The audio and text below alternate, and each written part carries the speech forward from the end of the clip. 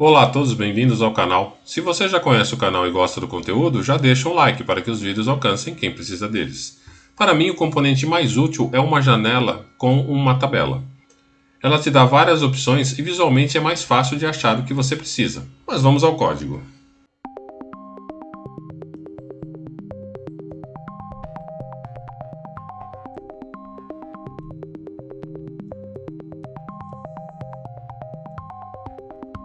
Eu estou usando o Code Blocks aqui, como eu já avisei no vídeo anterior. E antes de começarmos, você cria o seu projeto, né? Isso aqui vai estar no GitHub, depois você baixa se você quiser. Mas uma coisa importante que não vai estar no GitHub é que você tem que dar Project, Build Options, Linker Setters, aqui ó, Linker Settings, e você tem que colocar uma biblioteca aqui que é a CONCTL32. Sem ela, essas coisas não funcionam aqui, porque nós estamos usando o CONCTL e ele precisa dessa biblioteca. Os componentes estão separados. Eu vou executar uma vez para você ver.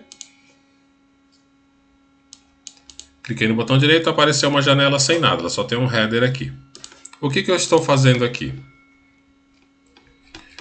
Eu incluí um cabeçalho chamado ListView, que nós vamos ver quais são as funções que está lá, que eu já tenho o código pronto, né? Então não vamos ficar perdendo tempo digitando. Eu só vou explicar e o código está lá no GitHub, como eu já te falei.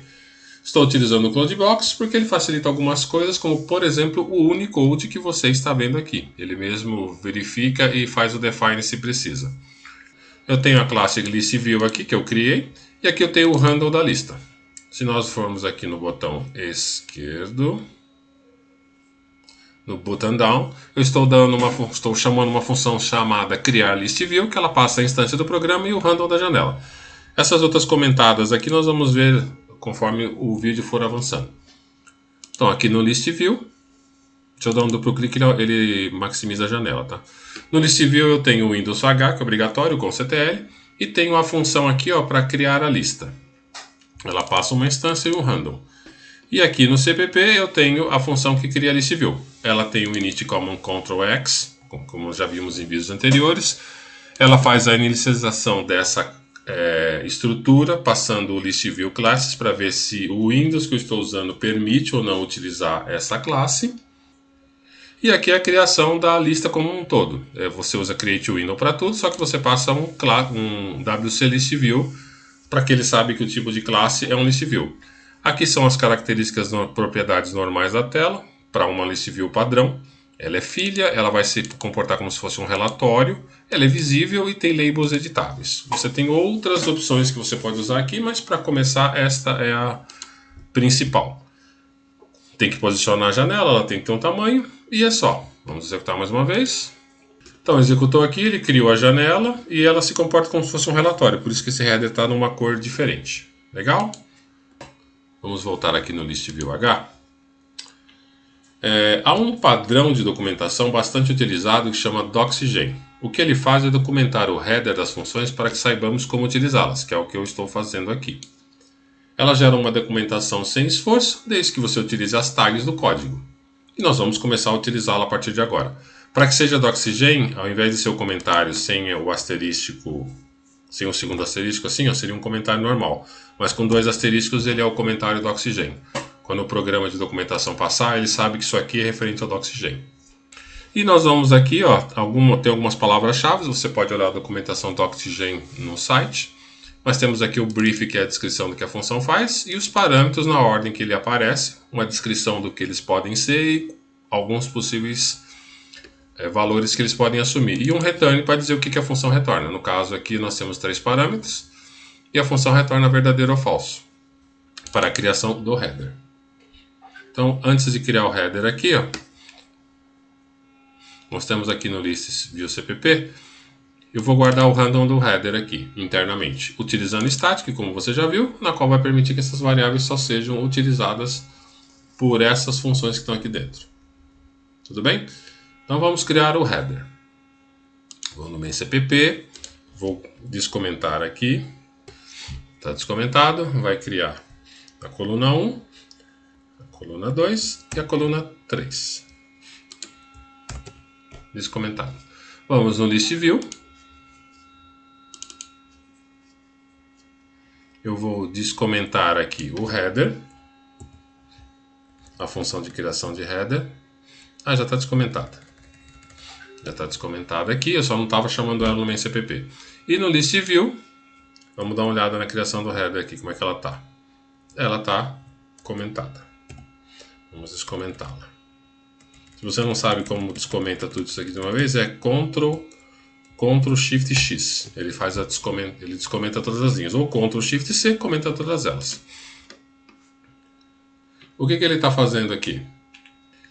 Eu vou criar uma estrutura LV column, que vai conter as colunas do header. Estou zerando a memória dele.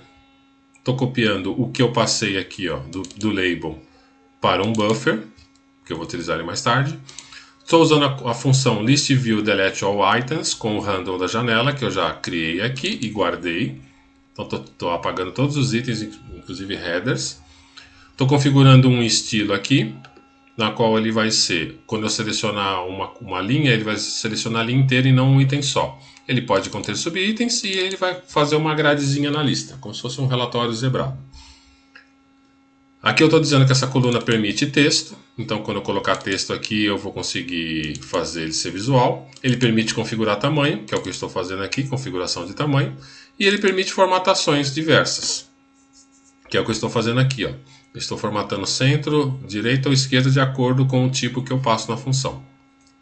Então a função vai passar o label, vai passar o tamanho e vai passar o alinhamento. No caso do alinhamento, que é a formatação aqui, centralizado, direita ou esquerda, o tipo de alinhamento. Ao final do preenchimento da estrutura, eu vou inseri-la na tabela e vou somar mais um no header. Ele tem que sempre estar somando e nós vamos ver por quê. Então eu preenchi a estrutura aqui com a formatação dos dados que eu passei, ela está aqui, o header e o handle da janela. A função é insert column, não é nada de extraordinário. Se nós voltarmos aqui no main, eu estou incluindo uma coluna com 100 posições centralizada, com 80 à direita e 120 à esquerda. Vamos executar. Se por um acaso eu falei muito rápido, o código está no GitHub e, por favor, reveja o vídeo. Vamos executar. Botão esquerdo, as colunas estão aqui. Então, se você perceber, ele está zebrado aqui, ó, inclusive com as colunas. Talvez não dê para ver, porque é bem clarinho as grades, mas ele está zebrado bonitinho. Ficou bacana, né? Agora nós vamos tentar fazer o seguinte, ó, aqui no header, em vez de somar 1, eu vou colocar 0. Vamos executar. Esquerda. Você percebeu, ó, que ao invés de colocar 1, 2, 3, ele colocou 3, 2, 1. Por quê? Quando eu coloquei 0 aqui, eu disse para ele que aqui, ó, quando eu coloquei 0 aqui, eu estava falando para ele que a coluna ia ser inserida na posição 0.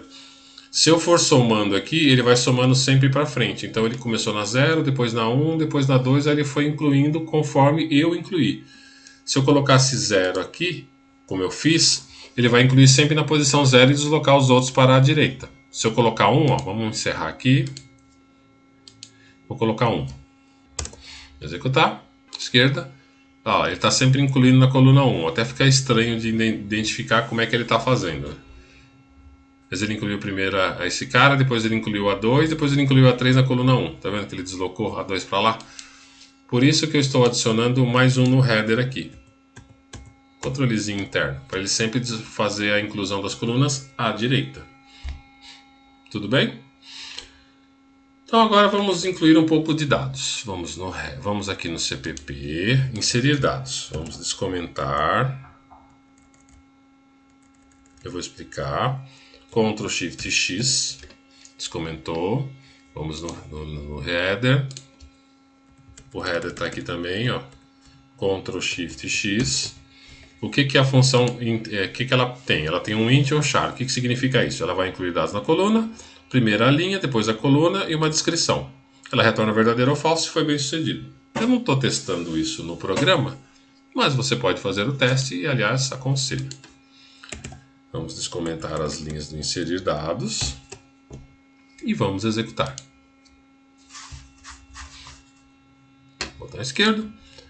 E não mais do que magicamente os dados foram inseridos aqui, ó. Descrição 0, descrição 1, descrição 2, na coluna 1, 2 e 3. Bacana? Como que funciona o inserir dados? Vamos lá. Inserir dados. Para incluir os itens na tabela, temos que utilizar a estrutura LV-Item. Tudo agora vai ter uma estrutura. Estamos zerando ela e nós vamos começar a fazer aqui a configuração da máscara. Há várias configurações de máscaras, você pode pesquisar e fazer alguns testes. No momento, nós vamos utilizar essas três, que significa permitir texto, permitir imagem, se tiver, e o status da célula, se ela está clicada ou não.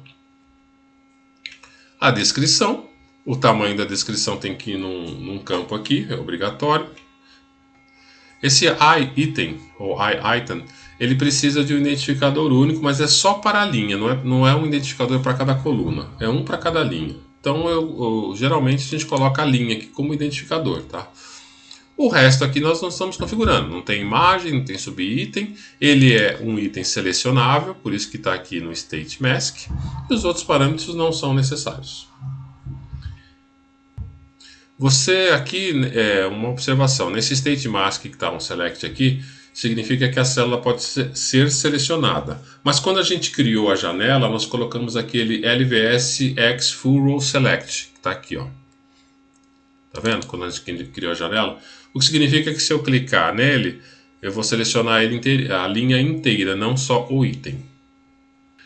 Aqui nesse if, ó, que tem o item menor que pelim, ele existe porque no insert o item você pode perceber que não tem coluna. A estrutura é só um LV item, né? Você só seleciona a linha e não tem coluna. As colunas são consideradas subitens da linha. Aqui a linha inteira já está sendo criada e não pode ser executada novamente, porque senão vai criar uma linha duplicada. Por isso que o identificador aqui é único, ó, no item. E no insert também, ele está dando um insert na estrutura, que também vai ser dados únicos. Com esse set item, aqui ele está criando só o item, tá? Na estrutura. Esse aqui, set item test, agora sim é que ele vai incluir a linha e a coluna com a descrição, ó. Pode ver que eu tenho o handle da janela, a linha, coluna e a descrição. Agora que ele vai conseguir colocar o item lá dentro com a descrição. Até então ele criou um item aqui como se ele fosse um item fantasma. Você não vai conseguir. Ele existe, mas ele não tem. Visualmente ele não tem texto. Agora com o set item texto você vai conseguir fazer com que ele apareça. Entendido? Vou executar novamente. E está aqui os itens. Funcionou direitinho, né? Vamos agora aqui no main CPP, ó. Eu vou comentar essa linha aqui, tá? Vou executar. Ele criou 1, 2, 3. 0, 1 e 2, tá certo? Como eu não disse que tem uma quarta coluna, porque aqui, ó, coluna 1, coluna 2, 3, 4. Como não tem uma quarta coluna, se eu tentar executar, apesar de não dar erro, ele não vai aparecer lá. Ó, você não tinha percebido isso quando eu descomentei, né? A descrição 3 não aparece porque não tem coluna aqui. Ele executou, ele está em memória, instanciado, ele existe, mas você não tem acesso por ele aqui através da tabela. Então tem que tomar muito cuidado. Tenta fazer a criação, o número de colunas, bater com o número de itens. Mesmo que você coloque um espaço em branco lá, né? Não fica preocupado, mas coloca mesmo que for assim, nulo, né? Sem conteúdo, mas preenche com alguma coisa. É muito mais fácil depois de atualizar. Vou comentar de novo. Algumas considerações aqui.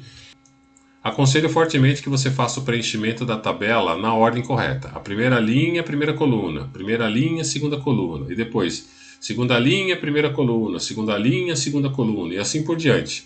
Senão você terá que escrever muito código para controlar o preenchimento. A atualização não é complicada. É o mesmo comando listview set item test, passando a linha e coluna, e o mais fácil de controlar se a coluna já existe. Então é bem melhor.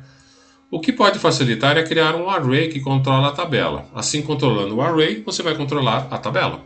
Tudo que o array tiver de alteração reflete na tabela. Entendi, mas não vai duplicar a informação se eu criar um array na tabela? Sim. Se a quantidade de item for muito grande, você terá que codificar mais para trazer o controle e esquecer o array. Pensa sobre isso, né? Qual seria a melhor opção? E por último, para que neste vídeo, vamos atualizar uma coluna. No listview aqui H, Já vou descomentar aqui, ó. Atualizar dados. Na linha 0, coluna 1, xxx. No list view aqui, atualizar, vamos descomentar. Então, olhando aqui, ele atualiza a coluna, recebe uma linha, recebe uma coluna, descrição e retorna verdadeiro ou falso. Tá ok? Aqui no atualizar dados, ele só vai executar o set item com a linha, coluna e a descrição nova, porque eu já tenho o random da janela e todas as suas propriedades. Eu estou alterando uma coisa que já existe. Aqui eu não estou controlando se a linha e a coluna são válidas, é só um exemplo. Na prática, você tem que ter um controle daí, de se a linha é válida ou não, se você não está tentando alterar uma linha que não existe ou uma coluna que não existe. Daí o array pode te auxiliar, ou você faz um código que controle isso. Executar. Aqui, ó. Linha 0, coluna 1. Lembrando que tudo começa em 0, tá? Apesar de eu ter colocado coluna 1, 2 e 3, eu coloquei descrição 0, 1 e 2. Tudo começa na 0. Então, na linha 0, coluna 1, ele colocou xxx. É muito simples, né? Não tem muita dificuldade, não. Por favor, não esqueça de dar um like, inscreva-se no canal e clique no sino para receber notificações. Obrigado!